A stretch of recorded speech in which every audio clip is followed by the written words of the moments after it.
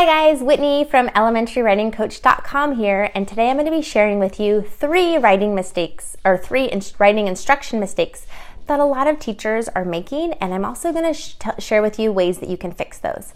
And these are all mistakes that I was making early in my teaching career. As some of you know, when I first went into teaching, I didn't really know how to teach writing. I was kind of doing the same way I was taught. I was doing formal grammar lessons. I was, assigning writing. I was telling kids, hey, write this paragraph, but I wasn't showing them what to do. I didn't really have a lot of time for writing. I would try to throw it in with, we're in the social studies lesson, they can just write about whatever. So I was making some of these really big mistakes in my writing instruction. And one thing I noticed is that my student writing wasn't improving. And I realized, whoa, I need to fix something because my kids need to be better at writing. They need to improve. Especially nowadays, 21st century learning, communication, one of the 4 C's, is so critical and so important. So we need to help our kids develop these writing skills. All right. So my first writing mistake for you today is that a lot of times teachers do not have a designated writing block.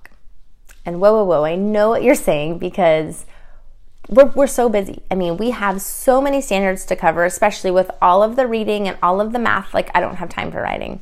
But you need to find time for writing. And you need to just block it out in your plan book and designate a time that you are going to teach writing.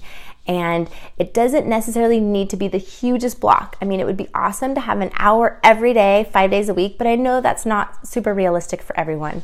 Even if you could chunk out half an hour to 45 minutes, 4 days a week, that would be a huge improvement. So finding that time for a designated writing block. All right, so mistake number 2 is assigning writing, not teaching writing. And what that means is when you tell kids, okay, today you're going to write a paragraph. Don't forget you need your topic sentences. I want 3 detail sentences and a closing sentence. Well, that's telling students what you want, but you're not showing them how to do it. So you need to be modeling for students. And some of you might be saying, well, I teach 5th grade. Students should already know how to write a paragraph. And yes, that's true. They should be learning how to write a paragraph as they're younger.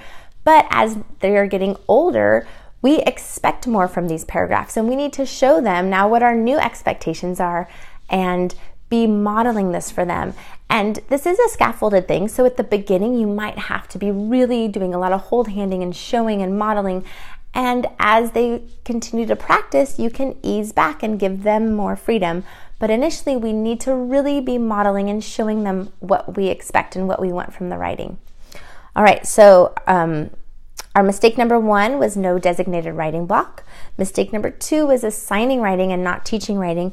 And mistake number 3 is formal grammar practice. And you're kind of like, wait, my kids need that grammar practice. They have all those grammar standards. We have, they need that formal grammar practice. And you're probably even saying, hey, they're writing, they need that formal grammar practice. It's not showing up in their writing. And exactly. It's not showing up in their writing.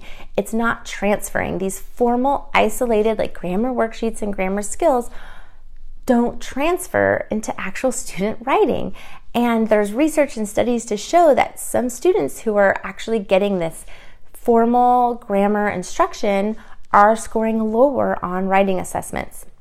So it's important that we can fix this by embedding the grammar into our writing instruction and targeting those skills that individual students need, and not just doing a blanket today we're going to do this grammar skill and everyone's going to do some worksheets on it. And when you cut out your 20 to 30 minutes of grammar every day, you can now add that to your writing block. Yay. Okay. So not spending so much time on grammar, because really the most important thing, as I mentioned, 21st century learning, communicating ideas, and students need to be able to get their ideas out. And that is the number 1 thing, is that they are able to organize and share their ideas. Yes, it would be wonderful if they, know how to capitalize all their sentences and add punctuation and commas in the right spot. But I think it's way more important that they are able to share ideas. Okay. All right, so I went over 3 mistakes that a lot of teachers are making with writing instruction, and I hope I gave you some helpful solutions how you can fix those if you're making those mistakes in your classroom. I know early on I definitely was making all of those mistakes, so now I am really working hard to try to fix those. All right, I hope you have an amazing day, and I will talk to you later. Bye.